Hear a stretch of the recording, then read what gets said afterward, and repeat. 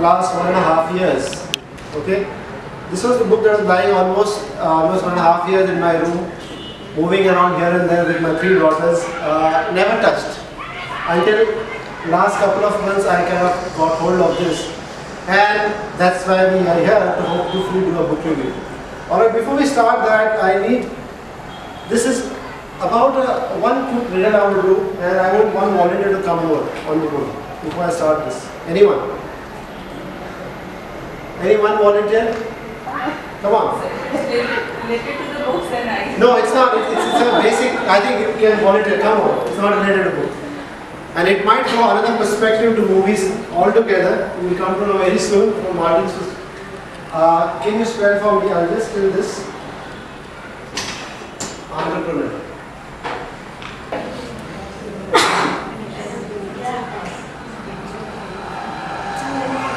Yes, no, maybe? Yes. Ari.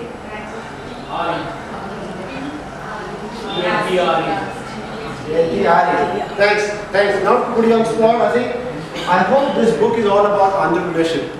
Entrepreneurship, leaders, and in this next half an hour, hopefully this book review, we'll be able to do justice, where spelling is such a difficult thing. Alright. So I just want to start with Sari. That's correct. Thanks for volunteering.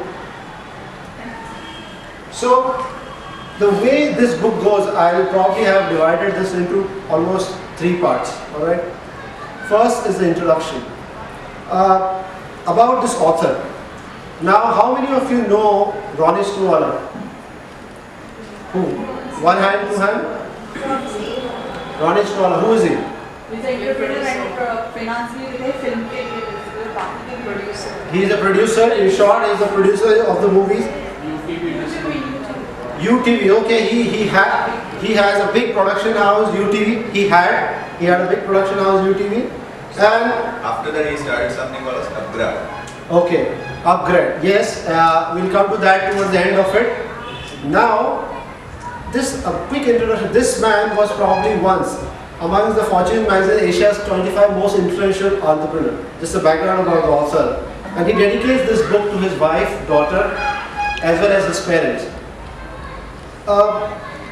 Obviously, most of us know him through Basanti. I'm sure movies, but movie which had a great, almost like a revolutionary effect after what happened after Basanti. Most of you would have seen Basanti. Yes. The movie was about, most popular movie he had made is Basanti so far. There are others as well.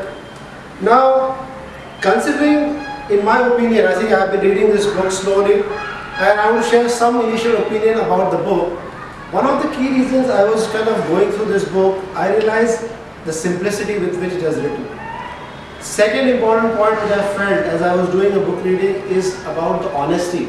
Honesty with which he has put across. The reason I say that, having read some of the management gurus books in the past about entrepreneurship, about leadership, most of them tend to end up giving the why correct, but when you talk about the how, it ends up redirecting us to a workshop or probably a blog or something which is online meet.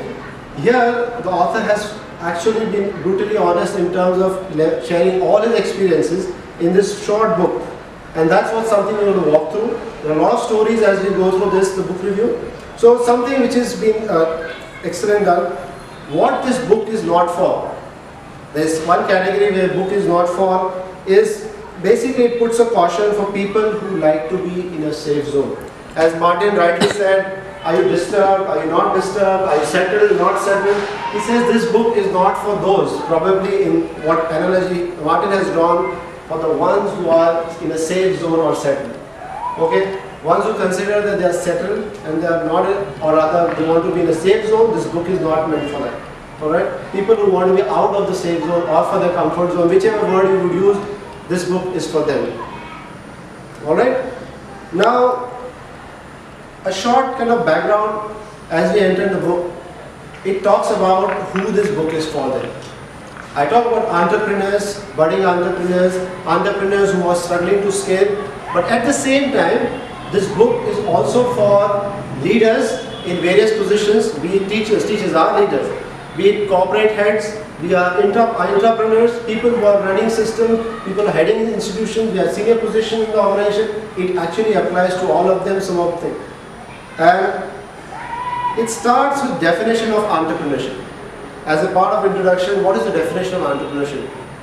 Anybody want to take any guess? What is entrepreneurship? Define entrepreneurship.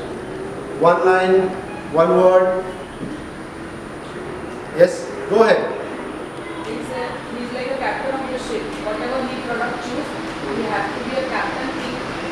चारों दिशा से सोचते हैं कि इस product को कैसे convey करना है, तो ऑर्डर और whatever, complete reader whatever. He is the captain of the ship. She says all the decisions have to be taken by an entrepreneur. All right.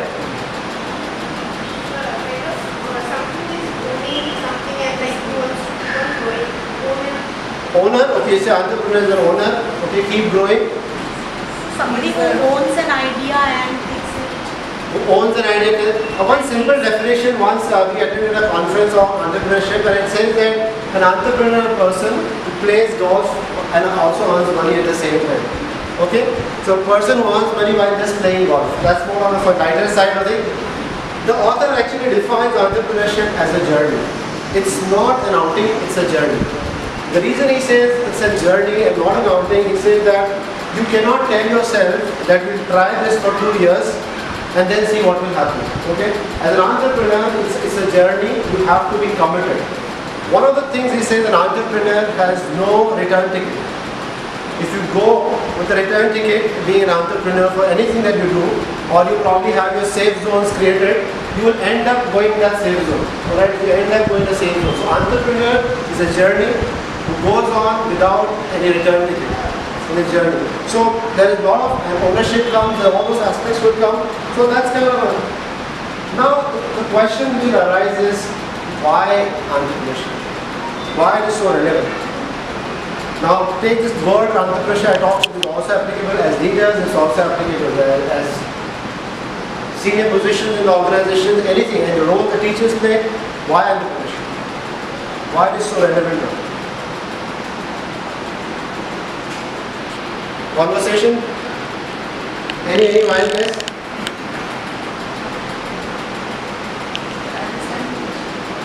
Why we need why entrepreneurship is so relevant? Why is it so relevant?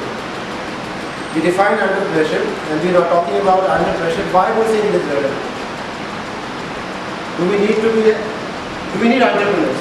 Do we need leaders? Do we need them? There should be somebody to guide and Okay. who's follow and steps he can follow. Okay.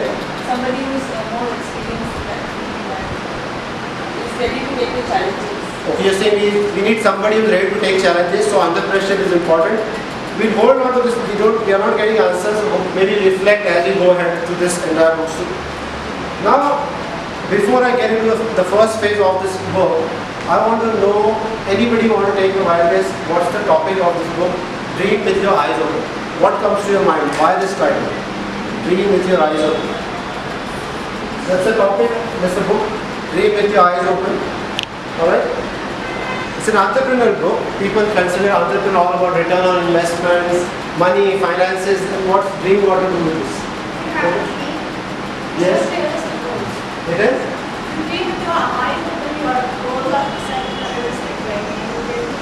Okay, if you follow your dream with your eyes open, then we are setting realistic goals. Yes? If you have a dream, rather than just dreaming or thinking about it, make sure you work hard, smartly, and try to achieve. Work hard, smartly, even if you have a dream, alright? Don't forget your goal even for a single minute. Always think on it and do action. Alright. And do every action should according to the dream only. Or every action according to the dream, and don't lose sight of your goal. What author says, all are probably somewhere close to it. First, what is dream? And what he meant is, first, you start dreaming huge or big. Everybody who wants to kind of come out of his zone must dream big or huge. That's the first word. Then he connects, because the original title could have been, if you dream it, you can do it. That's how the original title they have actually thought of. But that didn't satisfy them, because if you dream it, you can do it, was the first title thought about this book. He said, no, dream, what should it be about? We need to dream big, dream huge. In the changing landscape, the world is changing around us, and Martin Reddy said, we have to dream huge, but how? And he said, with your eyes wide, eyes open. Now, eyes open has a very significance here.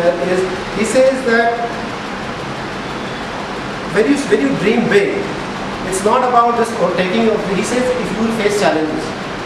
And the challenges when you face, you should have the ability not to give up with those challenges.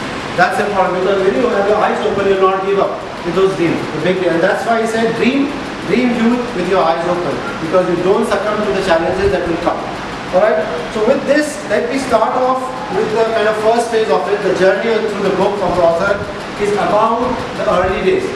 And as a young, kind of a middle class, first generation entrepreneur, I'll come to that first generation entrepreneur back in backdrop of 1970s, a young boy staying in a Grand Road Chowk, Parsi Chowk, a middle class family. And this boy was always fascinated. Right next door his home was a novelty cinema. Alright, novelty cinema, one of the most popular cinema back then. All the cinemas are dying now, the multiplexes are. But that's what the days were 1970s, growing in a chawl in a Parsi middle class family, and first generation entrepreneur. Now, before that, what do you mean by first generation entrepreneur? Alright? A family, there is no background of any business done in the past. Okay, and most of the time, parents would kind of remind no for any kind of first, you should not do entrepreneur, no business ventures. Alright? That's the background. So now with this backdrop, this guy, this young boy of 10 years old, he saw that novelty cinema every month used to have premieres. And back days, although the big, all the stars started, Amitabh Bachchan to Rajesh Khanna, everybody used to have come for premiere. And the entire area, his lane, the Grand Road, would be surrounded by jam pack. Now he thought that where an opportunity is there. Can you guess, do anything and this opportunity in this? There's a novelty cinema right opposite my house. It gets jam packed because people want to see those stars coming from premiere. And I have some business opportunity in this. With my small house that is facing the novelty cinema. Any opportunity you guess? Anyone? I think the famous something is based to give the stuff from there. He absolutely, he said, can I give my balcony space, can I actually sell a ticket from balconies for people to only view before all the stars will move inside the theatre. There were almost 2-hour gala show outside before the movie starts, and premiere starts, and he starts selling. But to his annoyance of his parents and grandparents, he also started selling snacks. He said, I'm earning from just maybe giving you a balcony ticket, I can also sell snacks. And that's the early start, that's the opportunity he sees in. This background, this small background story is necessary, as this book is all about stories that will come in. One of the biggest problems in this, when I say first generation entrepreneur, is the obsession of our culture or our families, is to have a straight linear graph of education, degree, and then a job. That's a safe zone that most of us have been brought up with. In fact, most of the families are not at all privy to the idea of anything called business. And it's true, we all could probably, unless there are a few exceptions, most of us want us to be in a safe zone, just do business, just go to and do a good job. Study and do a good job. That's the direction most of it. So, he said that most of the time when I say I want to do entrepreneurship to his parents, he said there was always a blank stare. And I could also resonate being a social entrepreneur in the last. So I know what is the Hindu group that read JP Morgan, can you go back to JP Morgan? So this is there in our family, and I could resonate what's happening there. Never those articles were told when I was working in JP Morgan, but it's more pertinent now. Okay, my family is around, so I know I'm being very cautious. So they do. They tell me about JP Morgan more often than not. Alright? So that's the kind of first generation entrepreneurship. It's difficult in the backdrop right from home. But what happens is, one of the key points he said is my first lesson, that entrepreneurship we will encounter. When you say safe zone, moving out of safe zone, there is an element of failure. Alright? And his first lesson of failure he encountered was when he was a teenager going into Sydenham College, a decent student going to Sydenham College, first year commerce. He thought he would be the best guy in the college, and at the end of the first year he ends up flunking. Absolutely, his name was not in the first year pass out list, and that was a nightmare for him, because to face a family which expects him to do a great job immediately after degree, first year he failed, he flunked. And he said the 6 months or 1 year that he spent, he took up the challenge. He said, I'm here and I'm not giving up. what he says is you fail when you give up. He actually cleared all the exams and he was never, after that he never ended up flunking in any of the subjects. That was the first time it happened. He could not face his parents, he could not face his family. The 6 months he was in isolation and he learned a lot. He said that was the first time I have thought that how to overcome a failure. And those challenges is something which will carry along as we move forward with the story. Now, anybody has similar kind of experiences in college days? Failing or any setback during college days. Something I personally can resonate. It's a great learning.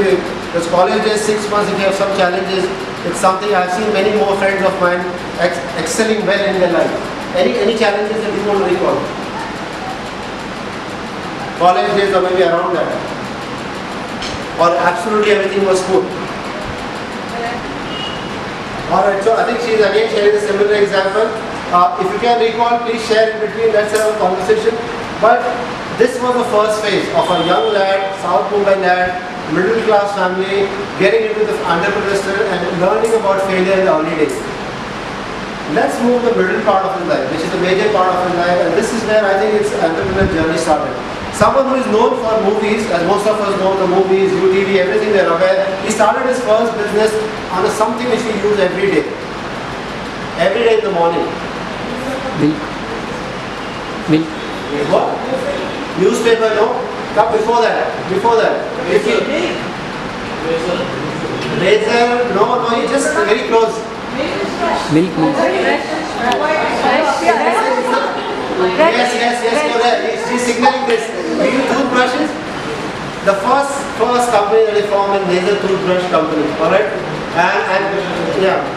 And the story goes such a way that he was accompanying his father in London to a store, and there he kind of figured out that he took him to a factory. His father was an employee in a factory and he said, come with me, you are in London, let's go to a factory with you.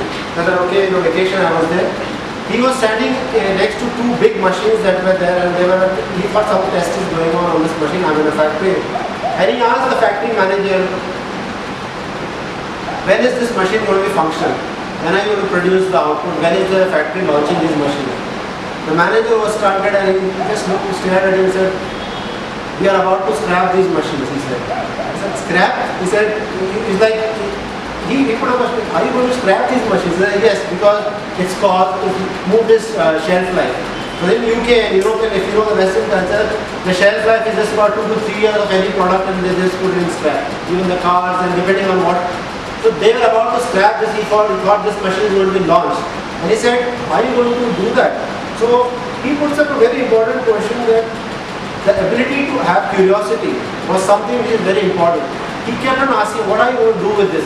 What happens in the scrap? There are many questions he kept asking. He said, no, nothing happens, we just throw it away. So he thought, okay, what if I can keep this machine? Or I can somehow take this machine back to India. So he said, can you hold for a month this machine? After a lot of questions, he said, can you hold this machine? He had no idea what needs to be done with this. He had never done anything significant till that point. He said, okay, if your dad says, because I know him well, I can hold it for 30 days, but not more than that, because it's a junk, we cannot keep it here. He comes back to India. He says that there is an opportunity. He finds out how can I now use it? I have told him to hold for 30 days. He tries to do a little bit of research in the market about that time the toothbrushes were manufactured by Colgate, Procter & Gamble and these companies and other companies. But he realized soon that these companies do not manufacture those toothbrushes in India because the import process for the manufacturing licenses are not given to international companies. And this guy, that means there's a market for us, they get it locally manufactured. So there's definitely a market he found out. He said, he immediately called that trunk call made to London, he said, I want these machines. Now, the big question when you do all this thing is, where is the money? He had no money because because the machines price, importing the machines and then started. So he started approaching, let this challenge be aside, I'll still go ahead. He started going straight away to the companies, Colgate and Procter & Gamble, and he said, I have this machine which can actually, 500,000 toothbrushes can be produced in a year's time. And this is a great idea. I'm setting up a factory. Can you give me an order? A young lad with this kind of confidence, he said, give me an order. And PhD guy said, what is the name of your company? First tell us. Okay. He said, I haven't formed any company yet. Okay, so there's a process called forming a company. So he goes up forming a company called Laser, and all those challenges he goes through forming a company, quickly he ends up forming a company. And when he forms a company, he straight away says, now at least take a purchase order. Take a purchase order. I said, no, we cannot. We cannot. So he eventually, he never gave up. He persuaded 1, 2, 3 company. Eventually he got a letter of intent. That at least we intend that once you set up a factory, we will take an order from you. He took a letter of intent, his groundwork, he reached the bank. He said, I have a letter of intent to start a factory. Orders are already there.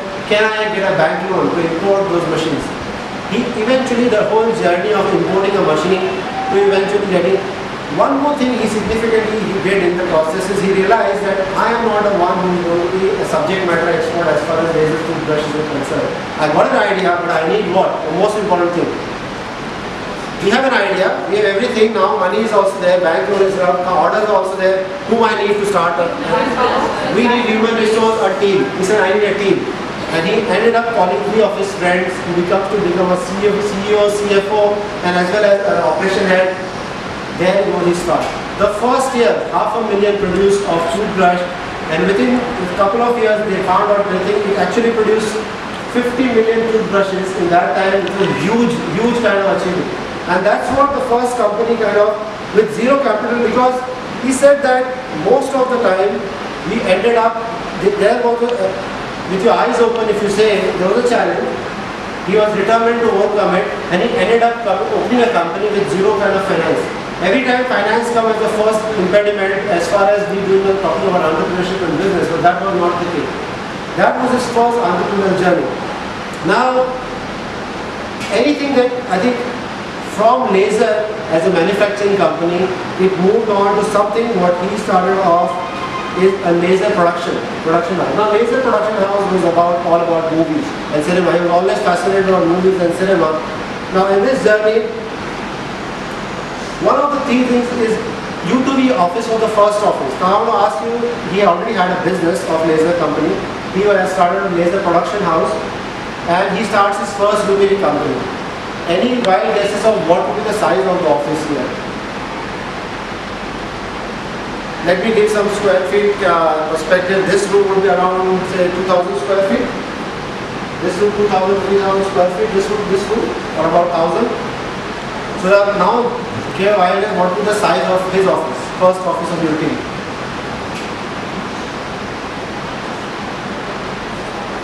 If this is 1,000, let's assume this is 1,000 square feet room, what would be the size of his office? First UTV office. Yes? 10 by 12, okay. 10 by 12. Very specific 80 square feet office in a basement with a shelf to have a partition to have a meeting room, okay. So they should walk this way and sit, okay, there was a shelf for anything. And in that office, one of them recently Fox happened to visit his office to have a joint venture with UTV. Now imagine calling some of the top media giant of Fox and that time News Corp to have a joint venture. What is the team? What he said that an office gave me a culture, a team and a culture and a bonding. He said that office size was small, but there were big dreams in the office. Okay, we built up in the small office a huge dream, and we were not afraid when Rupert Murdoch actually walked into the basement. What would be his expression? They were not worried about it. Okay, what would he feel like? He will just go away without having any. Just after he will leave. They didn't have all those fear. He said, if you are doing a good work, you will end up having a tie-up with you because they need a tie-up at that point in time. So, few things he talked about the team and culture in the office size. He said that one of the important things he said is about communication. He said, books talk about how important it is to communicate. And second thing he said, communication needs consensus development. Okay, most of the time he has a team where consensus development was the approach he took because a small office, small team, he said, I would always used to develop consensus before arriving at a decision. But once the decision is taken, he used to be a very tough taskmaster. Once decision is taken with the concession, it has to be completed. Now, few things he said that when it comes to culture, a small example is narrated that culture is generally set up by a top management. He believes in it very strongly for an organization. And one example he cites is about a day when there was a strike and he wanted to have a meeting with 5 of his associates. 5 of his associates he wanted to have meeting. Now what would happen in our case? There's a strike, bus strike, taxi strike, railway strike, and we want to do a meeting. What happens? Holiday. Yes. Back then I'm saying there was no internet facility there, so not so common though. He decides that I'll go and pick all of them, all 5 of them with his car. He had a small car, and they complete the meeting, and he ends up dropping all of them in different parts of Bombay. Okay. For them it was a meeting. For him it was setting up a culture. That when something has been agreed, we'll go ahead and do it. Okay. One of the reasons I thought I'll probably put this is when we talk about culture, and we have been talking about culture here as well. For us, we thought we'd have an expression. We didn't know what should be, how the lab should be. We knew we have to do skills, alright? We didn't, if anybody asked us almost 8 months, 10 months back that what should be like a skill room look like, and Sahil is here, Gaud is here, they had no clue how it should look like. And we used to bombard them with questions, which furniture should come in, what should be the, and eventually what you see, a storytelling zone. This is what has become a culture, and this event we are doing it now, that we had a thought that there should be a storytelling zone where students has come in, there should be a lot of conversation, has now become a culture. Alright, that's exactly what our culture is about, setting up that trend right from the top. We have an idea, we have to set up that culture, and that's why it's important to set up culture. However, as he moved on, because I'm actually narrating the story, we have got a UTV partnership with one of the major news corp at that point in time. There was something called an outsider effect. They've had no prior background of film, media, as well as entertainment industry. He was, as I said, first generation entrepreneur. And when you encounter you being an outsider, what happens? Now let me ask this question, whether being an outsider is a boon or it's an advantage. In any domain, let's say education or media in this case, is it an advantage? Is it an advantage being an outsider? It's both. It's an advantage as well as disadvantage, he's saying. So any other perspective?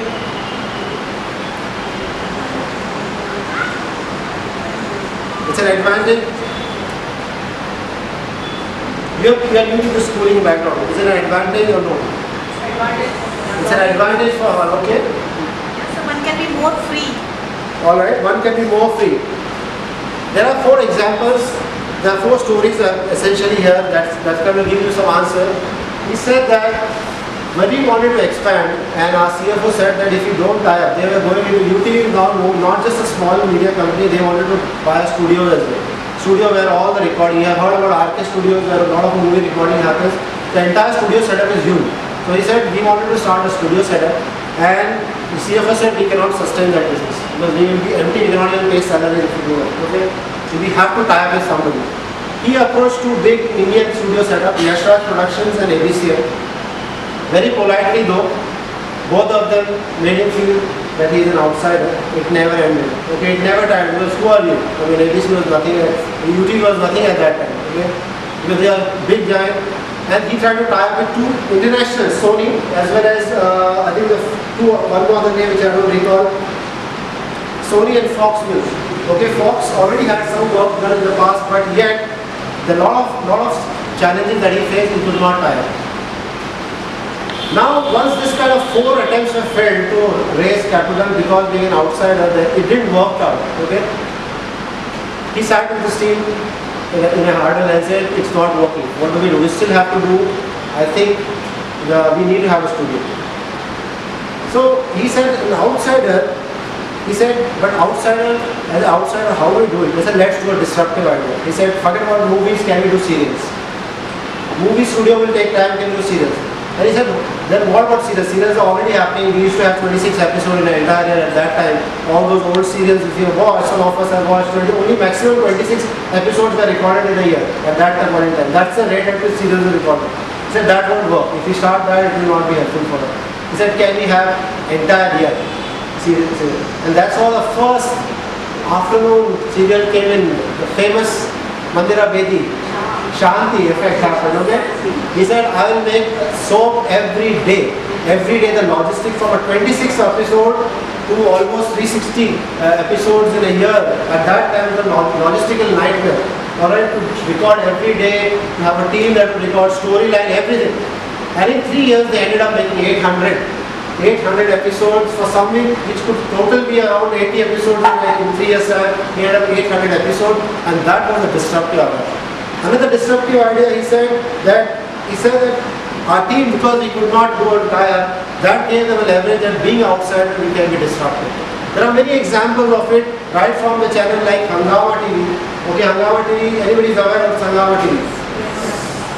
Already Disney, Walt Disney, all these big names were existing at that time. We said we need an Indian version of it.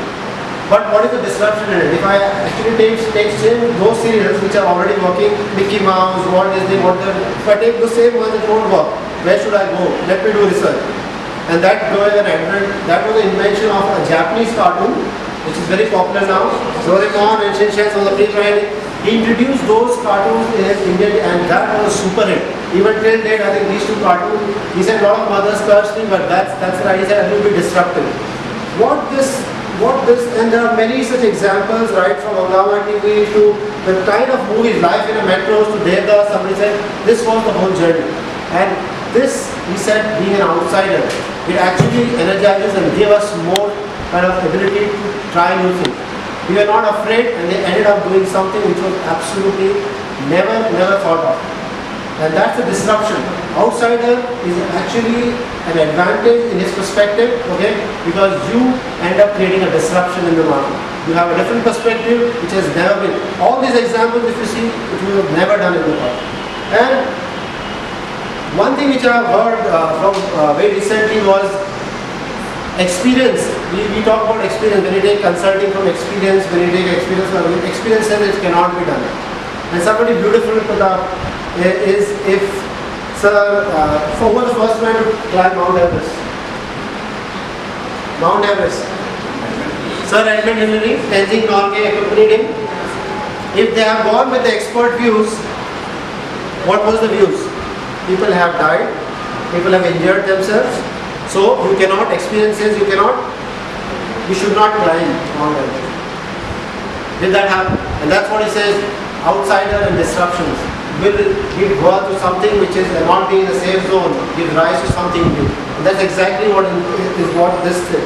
He says that while doing so, an very important quote that he says is failure is I'm not a full stop. Because while doing this, the early failure I told you, he realized that we will have failures, a lot of failure. This book talks about various chapters are beautifully kind of intertwined. He talks about while doing all these things, he reached a particular point where all these achievements are there, but there are massive failures as well. But failure is a comma and not a full stop. And that's the beautiful title of the book. I know we have to do this in 30 minutes, I hope it is justice, but it gives you some perspective that failure will happen, but you should not stop it. Alright? A small example about failure, he said that we had a parliamentary quiz at that point, and eventually in that quiz they had one question which says, who is the showboy of Indian National Congress? Showboy of Indian National Congress. And some of the parliamentarians at that point in time read this as, who is the playboy of Indian National